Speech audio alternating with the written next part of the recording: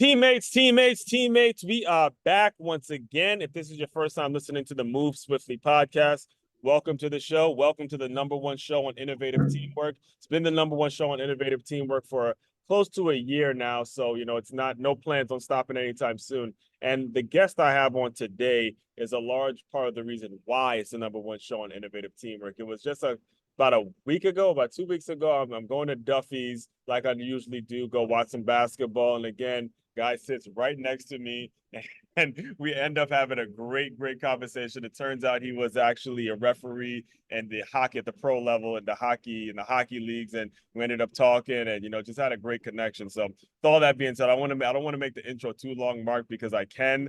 But with all that being said, Mark Messiah, right? That's correct. Welcome to the Moose Worthy podcast. How you doing today, man? I'm doing great, Aswan, and thank you for having me as your guest today. Thank you for being on. And it's like the perfect day to have you on, because what I woke up to this morning, the news I woke up to this morning, was the Indiana Pacers coach fussing and complaining about, NBA calls and how things were going. And, I said to myself this morning, I'm like, this would be the perfect time to have a conversation with someone that's actually been a referee at that pro level. And you could speak to how difficult and how challenging the job actually is. When it comes to what we're seeing with the Indiana Pacers. Now, I didn't get a chance to watch the game, so I can't speak to you in terms of what happened. But what I can say, it just kind of is a bad look because of how much they're blaming the officials and how much it comes off as blaming the officials for the reason that they lost. So with all that, I'd love to hear your story about how you got into the game. What got you into being an official? And that's not something you don't meet pro officials every single day. So, what's your background like, and how did you end up actually being at the NHL, like being at that level and officiating? I was a two-sport athlete, Mm-hmm. and I had a scholarship offer at the University of Rhode Island, which I did take that University of Rhode Island.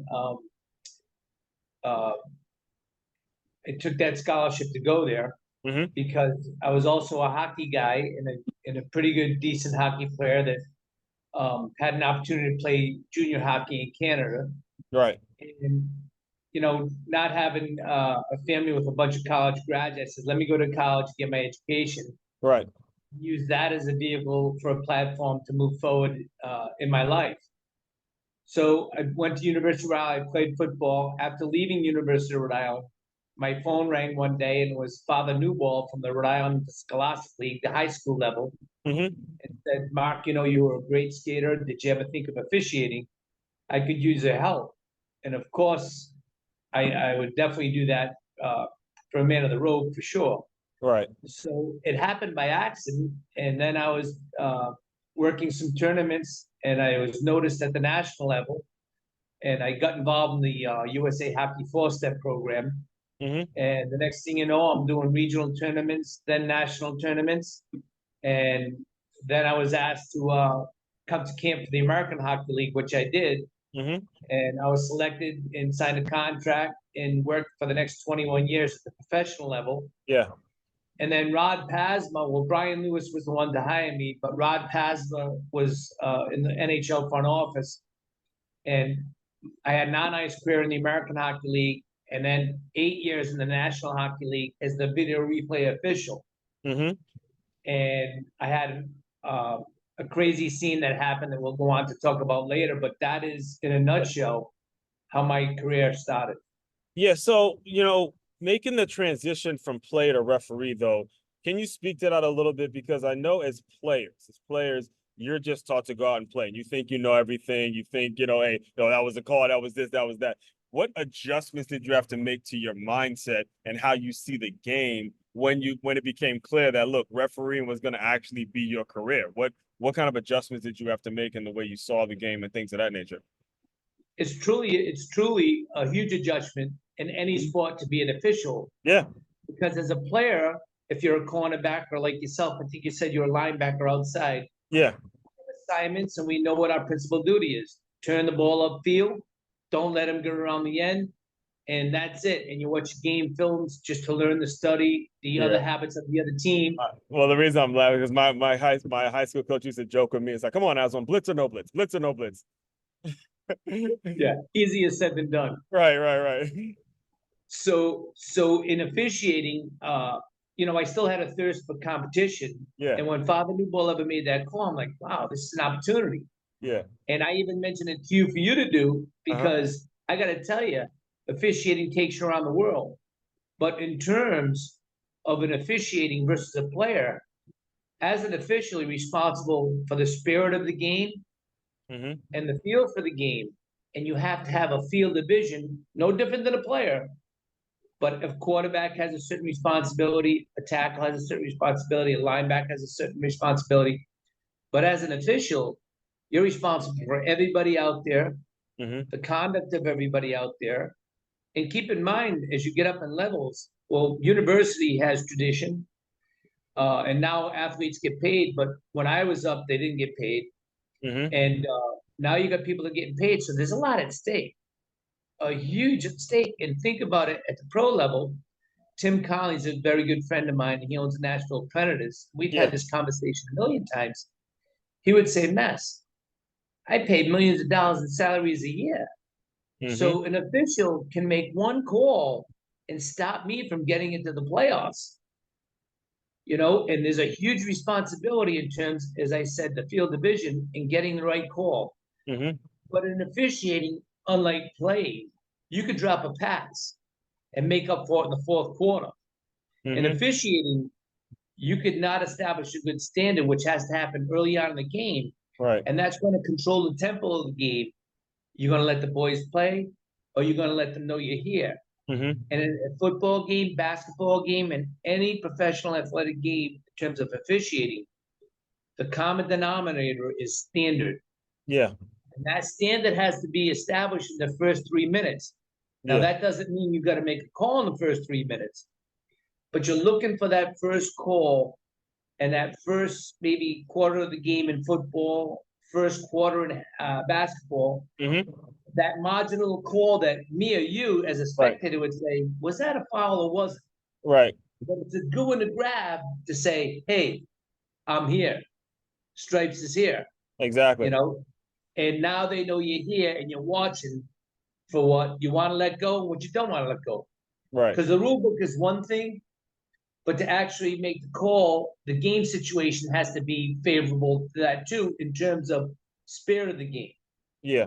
Yeah. And I love how you say you have to take control because I remember I coached high school for 2 seasons and I remember there was one scrimmage where I went at the official a little firm, but he got firm right back at me. He goes, "Look, did we see it? Then we didn't call it. I'm not hearing it from you." And it shut me up throughout the game for because look, when you're dealing with an official that's not going to be playing that mess, it's important that officials establish who they are early. Do not let the coaches and all the outside noise dictate the game.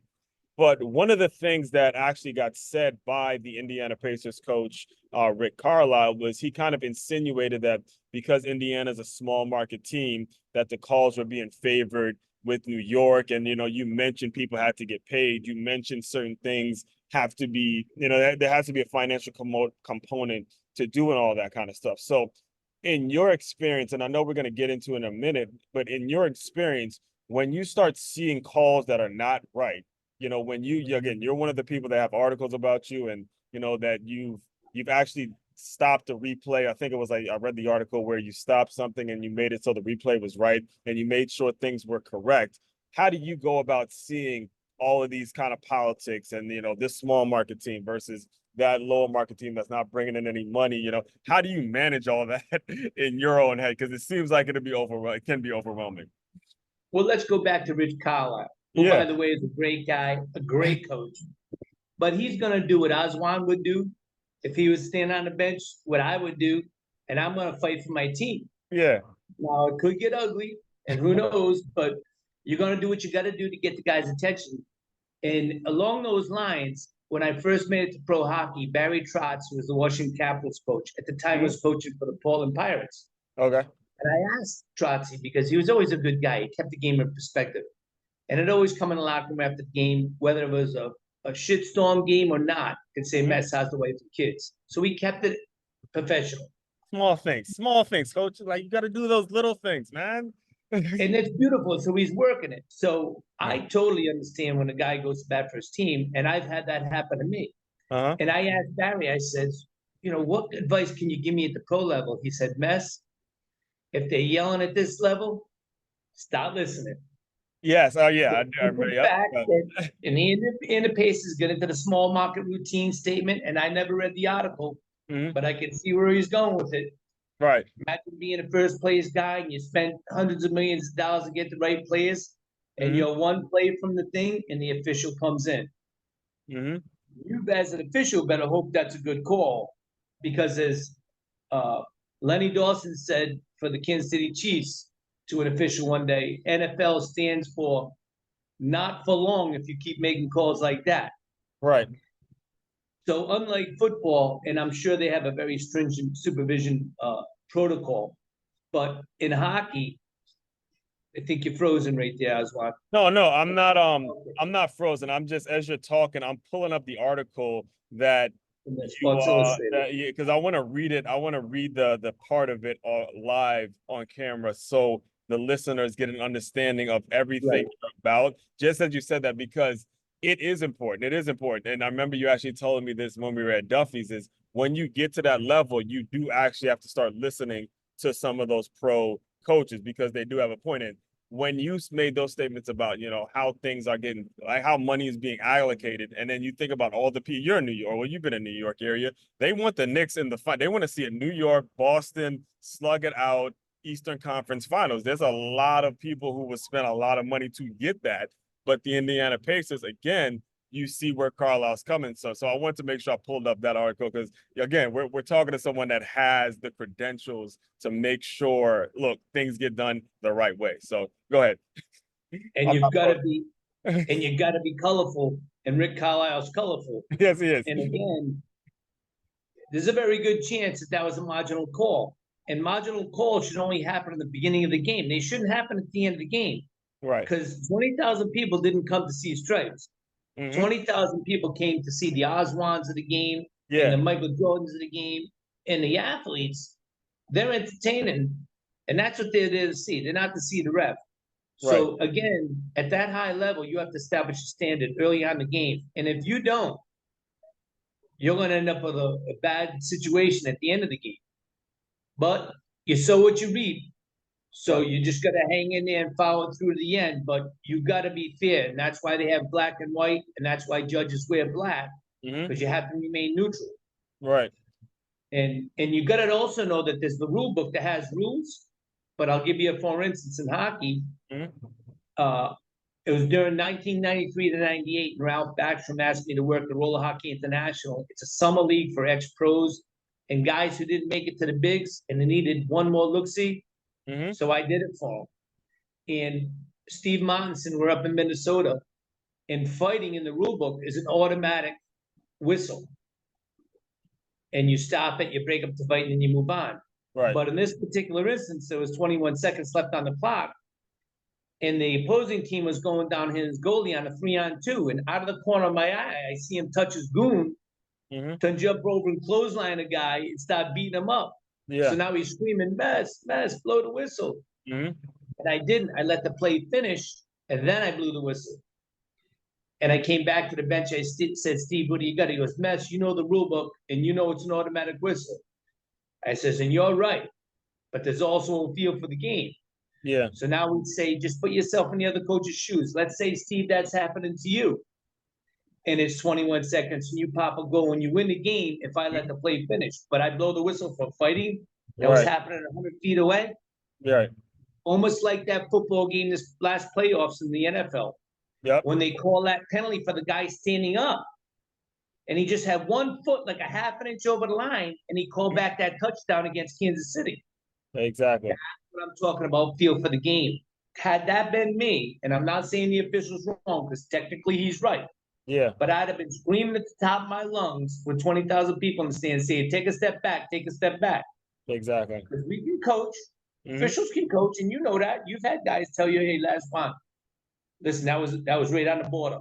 So now you know where to gauge yourself and where to go. Exactly. And that communication throughout the contest. Exactly. And the major thing is communication. But I remember you told me that back when we were at Duffy's, but I didn't realize that it was a situation where these players had their last shot. It was a summer league where the opportunity for them to get seen, and you had blown their opportunity on a, just a call that really didn't mean much.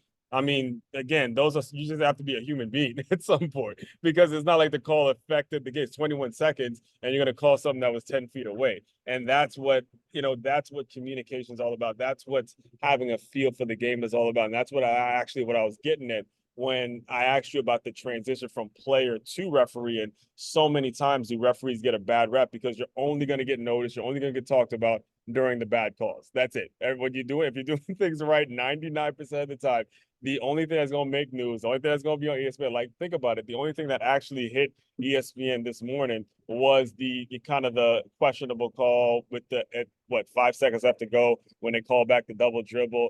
But the whole game, they're doing the right thing. No one's talking about it. But what I can tell you, Aswan, is that guy that made that call, I don't care who he was. I don't know who he was.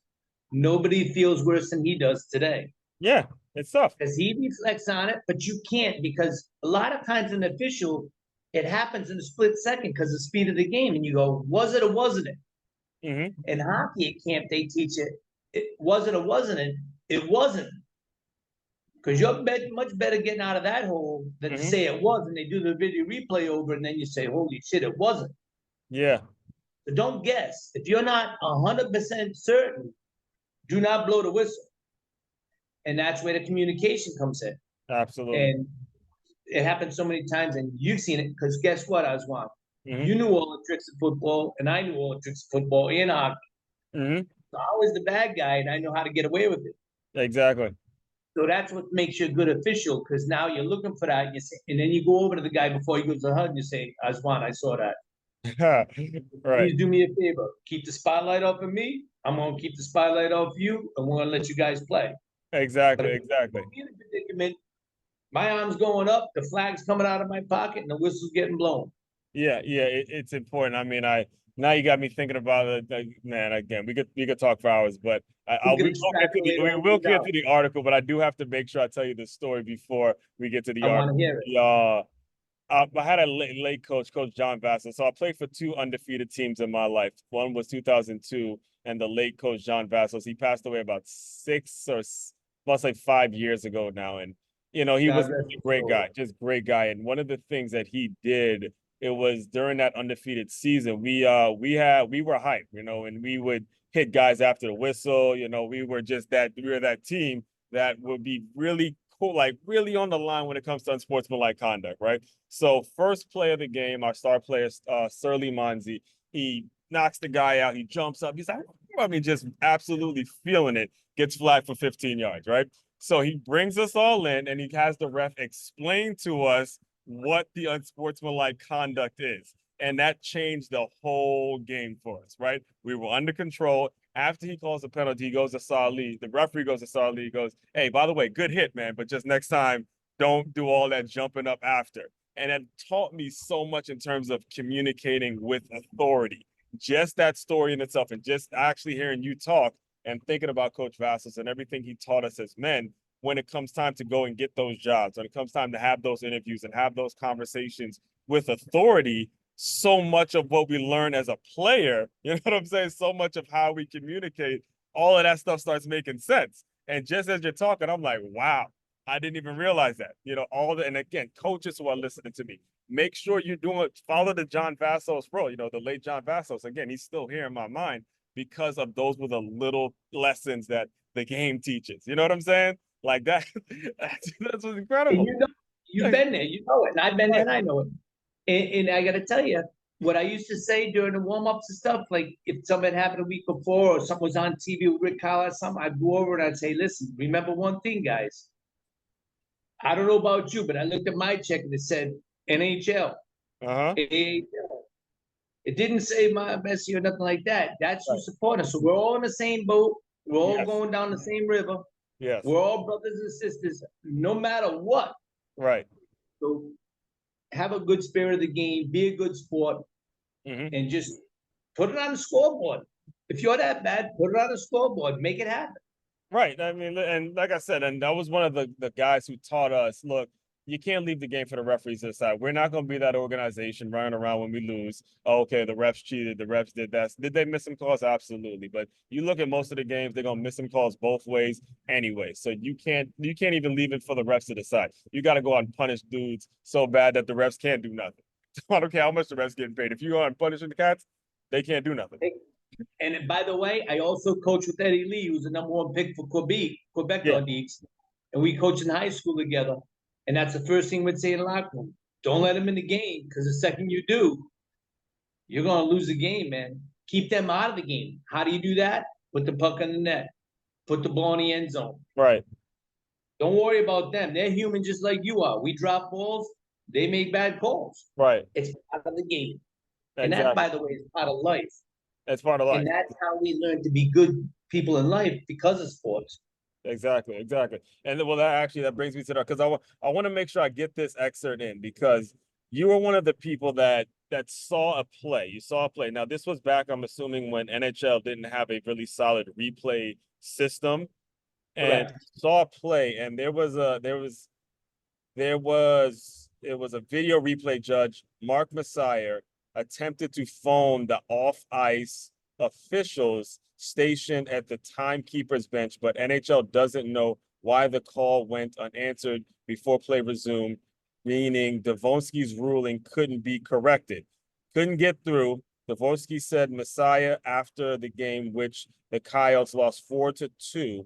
We have no idea what happened. Messiah said he dialed 3 times. Once the puck dropped, we can't reverse the call. 2 days later, Calgary Flames center Mark Severt slipped the puck between the pads of the goalie. Defenseman, I'm trying to get to the part. Has long been aware. Okay, so pretty much, I don't want to read too much into it, but pretty much what happened, you can correct me if I'm wrong. There was a play that happened live on TV, and you tried to call a person in and say, hey, look, that was the wrong call. And the replay, you were basically the person that was able to revamp or be the voice or the reason that they revamped the replay system in the NHL. So can you speak to that a little bit? I can tell you that story, which is it's funny. And for the first time, I took one of my fellow American Hockey League officials with me into the NHL game to see my office, to see how things went in the video replay booth, and to see how cumbersome it was. Mm-hmm.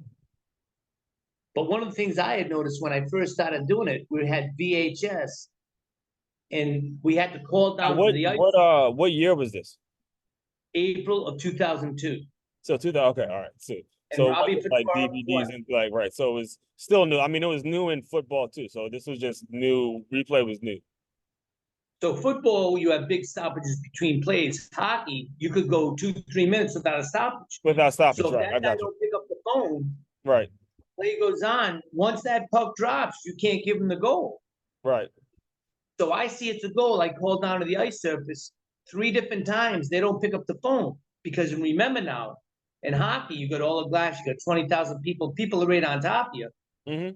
The guy in the video replay booth, not in the video replay booth, but on the ice surface, is an older gentleman that volunteers and just get 2 tickets to the game. So they get involved in the game. We're the professionals up top. So one of the things that happened was he didn't hear the phone ringing because of the fans going crazy. When it calmed down, I finally got through and I said, at the next stoppage, have Paul Daborsky come over to the phone. Mm-hmm. 2 minutes and 13 seconds later, Daborsky picks up the phone. He goes, what do you got, Mess? I says, you ain't gonna believe this, brother. He goes, what? I said, the captain for Phoenix scored 2 minutes and 13 seconds ago. Now, keep in mind, when a goal is scored in hockey, everyone raises their stick. Nobody on that ice raised their stick. Mm-hmm. The player who shot it, the whole team, none of the coaches, none of the officials, but I saw it. Right. So that's what I was trying to get down, but I couldn't because of the noise.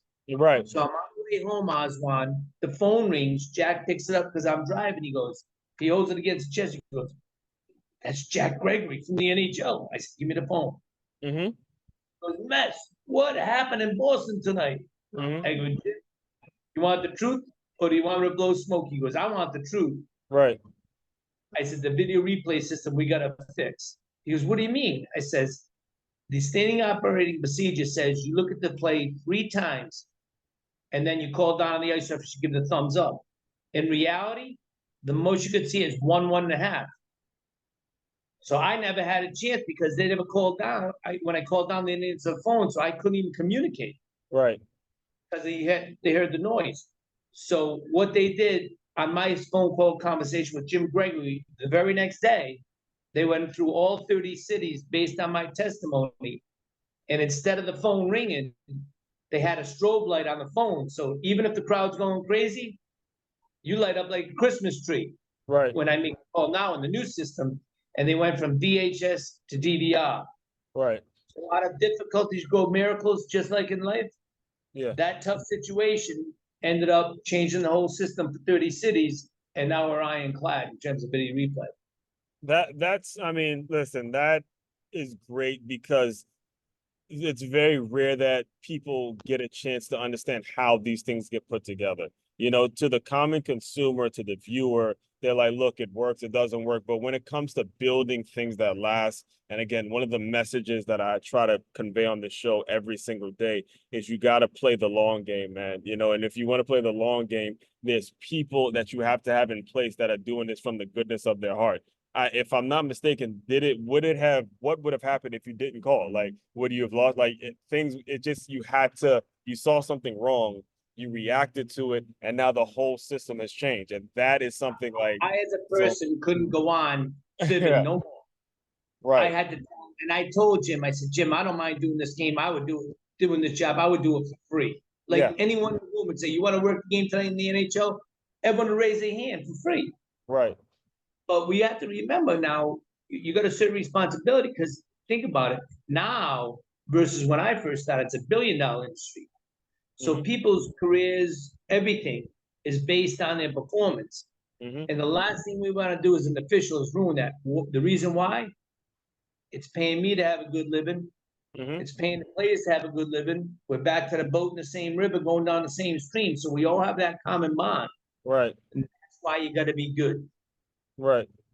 In hockey, there's 22 spots that you dress on a team. And in Hmm. football, I think there's 47 to 50.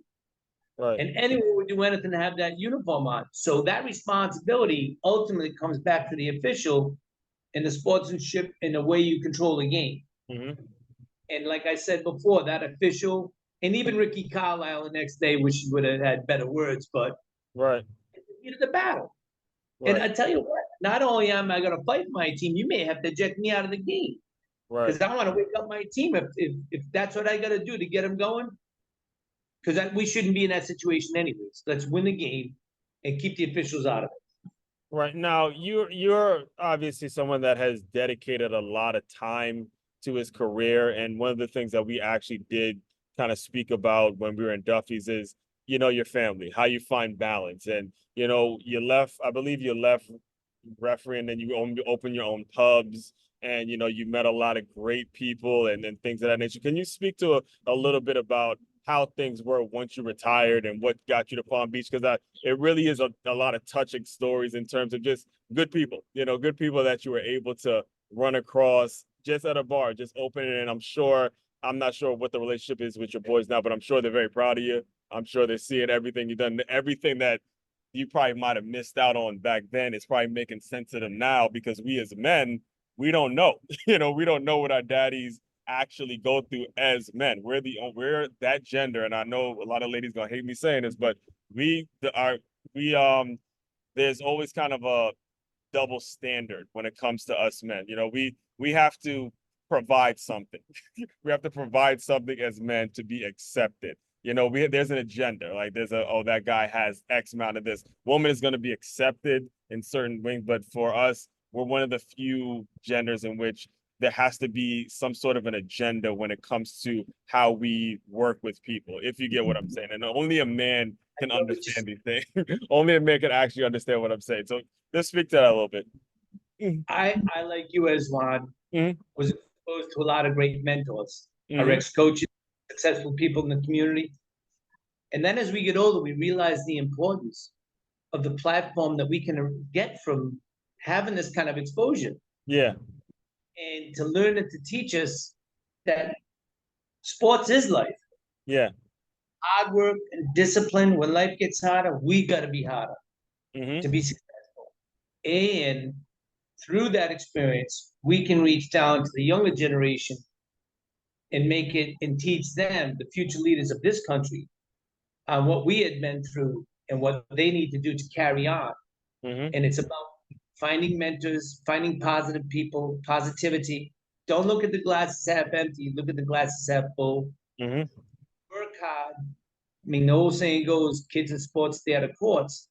But the responsibility we have when we become successful is to reach back and pull the next guy forward and Yes. pay it forward. And that's what I learned through the exposure. Wayne Gretzky's dad, Walter Gretzky, always made this statement: nobody's bigger than the game. And that can be used in life as well. Yes. Just because you're a president and just because you've got a top position in a corporation Right. doesn't mean you're touchable, doesn't mean that you can't have a heart and feel for somebody who's less fortunate. Right. And then you got to pull them along and say, hey, listen, here's what it is. Here's the formula. Right. Not easy. It's hard work and dedication. Right. And so, all right. So after the thing is, after you're finished, when you own the pubs, what got you to Palm Beach? Because you owned them. It was up north, right? Yeah, Right. I was a friend with a pub with 7 different pubs Mm-hmm. and ran those. And then in 2013, a wonderful man walked into the pub. His name was Howard T. Thalen, first in his class at Yale, Mm-hmm. and talked about our lives. He was a physicist, first in his class at Yale. He was summoned to the White House during the Cuban Missile Crisis. And it Mm-hmm. was ironic how my career and his career put us at the same spot. Mm-hmm. He taught me about the reason we're on this planet. And there's only one reason, and it's to pay it forward. But he was very successful at Yale. He was starting offensive tackle and defensive tackle. Mm-hmm. And Army came into the Yale Bowl, ranked 3rd in the country. Calvin Hill was a running back. Mm-hmm. Yale, Yeah, I think I remember that year. fumble on the end But zone. yeah. And he told me it's all reflective because whether you're a player, coach, I think we all have to take our success and use it as a platform to lead and to lead the youth of this world to make it a better place. Mm-hmm. And you can use sports as a vehicle to I know you got your education for free, and I did. Mm-hmm. Don't say, "Whoa, me," because I'm poor and I can't do things. And by the way, we were very poor. 7 people in a 1,000 square foot home with 1 bathroom. I was the baby. I don't even have to tell you how many times I had to go outside. Yeah. But I learned survival Yeah. of the. Actually, well, I don't mean to cut you off, but the story you told me at Duffy's is how, you moved and then somebody took your food and you learned not to do that again. My brothers would come my food, but I Yeah. went down to clean up because my dad was disciplinary, and I'd come up, my food would be gone. Right. So you always have to be 3 steps ahead of the pack, and I Yeah. think sports lends that to us, as you well know, Aswan. Uh-huh. And you, as an educator today, I mean, we're changing lives every single day, and that's what we have to continue doing through these vehicles, through a podcast, Yeah. to educate, to teaching people the spirit of the game. It's not about the rules. It's not about a guy. Like one time, I'll never forget Stevie Martinson. He used to go crazy. I said, Stevie, I saw him in a pub later on. I said, Stevie, let me guess. I was in a mirror shaving this morning. I said, what can I do today? I know what I'm going to do. I'm going to fly to Minnesota and ruin his team. Hmm. Of course, I wasn't thinking that. But sometimes these coaches, when they get so engulfed in the game, they think that that's what we do. Right. Nobody feels worse. But listen, I didn't throw the interception. I didn't not make the call. I mean, but they got to have somewhere to hang their hat. So, of course, the official's the easiest guy to hand it to. We're the only guys making thousands of dollars when the players are making millions of dollars. But the Right. responsibility and the outcome affects millions of dollars. Mm-hmm. So it's a lot of pressure. So you just got to be firm, fair, and consistent. Absolutely. And it's easy. So I do want to make sure I'm very respectful of your time because I know we could talk for hours. Can you please? There's a couple of businesses that you're involved with now.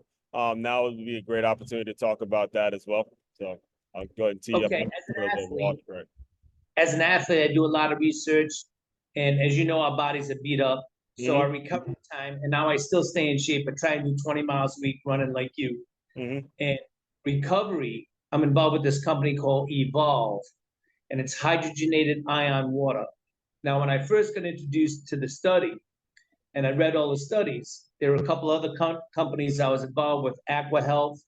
I'm not saying they're bad, they're good companies. And there's another company out of Oregon with hydrogen water bottles. But Michael Pekka, who was Dana White's personal trainer, was how I first learned about it. Mm-hmm. I was on it for about 4 or 5 months, and my energy and recovery time was cut in half. And Mm-hmm. I'm telling you, Juan, I'm getting a bottle to you. And by the way, it's coming. I talked to Will and Chris, California today. Looking We probably forward to it. Looking forward to it.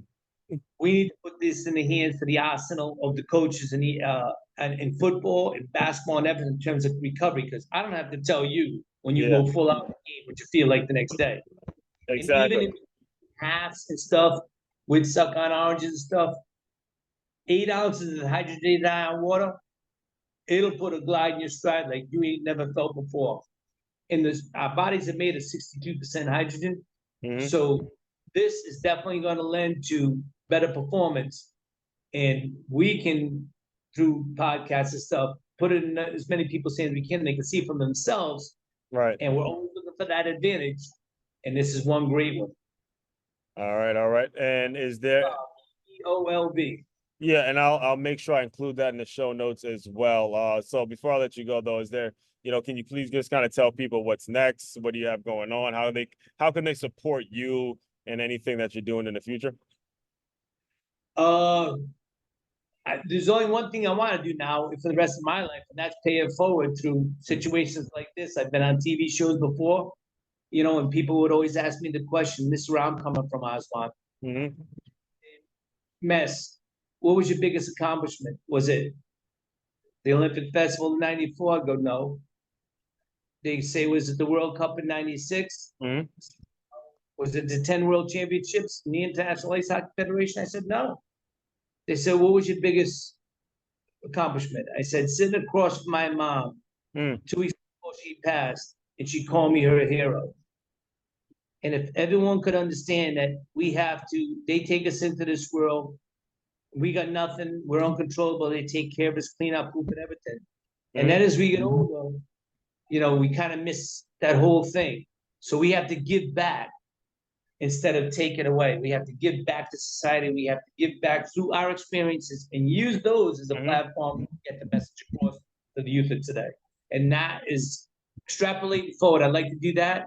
Mm-hmm. And if I could ever raise enough money to have a last chance resort that I think I told you about, Right.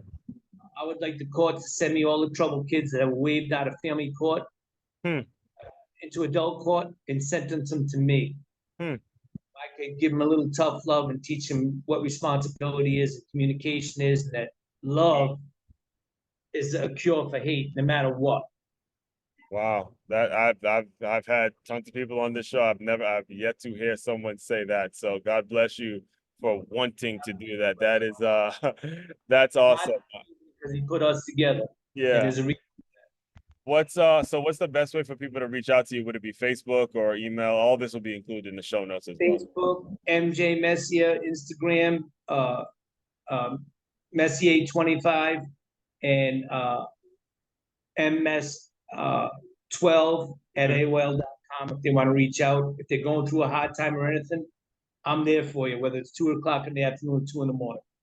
All right, and we'll include all that in the show notes as well. So, Mark, the way I close out all my shows, I want you to use your imagination. Just pretend that the younger Mark comes in. He's fresh off of Rhode Island. He's not really sure what he's gonna do. I know he's just played a lot, and he may get a call. He's just kind of in this world where it's like, look, I just dedicated my life to a sport, and all of a sudden it's done. Now what do I do? Let's pretend he's back in here. He's in here. You say to that young man what, and we'll officially close with that. Pay it forward. That's the only reason we walk this planet. And use your experiences to pay it forward. And paying it forward doesn't have to be with money. Mm-hmm. Smile. Really quickly, Aswan. I read a beautiful thing today and I posted on my Facebook page. Mm-hmm. 2,000 people have jumped to their death from the Golden Gate Bridge in California. They investigated one person that committed suicide. this particular case that I posted, and you can go to my Facebook page and see it. Mm-hmm. And the police investigator went back to the place he was living, and he left a note. And in that note, it said, if one person smiled at me on the way to the bridge, I won't jump. Oh my God. Wow. Smile. Please make a difference in people's lives, regardless of race, color, creed, anything. Be there for people because you don't know what's going on in their lives. Oh my And I'll God. leave.